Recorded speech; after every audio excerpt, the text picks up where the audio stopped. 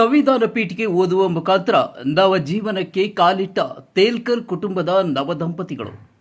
ಅಫಜಲ್ಪುರ ಪಟ್ಟಣದ ಜಹಾಗೀರ್ದಾರ್ ಕಲ್ಯಾಣ ಮಂಟಪದಲ್ಲಿ ಅಳ್ಳಗಿ ಗ್ರಾಮದ ತೇಲ್ಕರ್ ಕುಟುಂಬದ ನವ ಜೋಡಿಗಳು ಸಂವಿಧಾನ ಪೀಠಿಕೆ ಓದುವ ಮುಖಾಂತರ ನವ ಜೀವನಕ್ಕೆ ಕಾಲಿಟ್ಟಿದ್ದಾರೆ.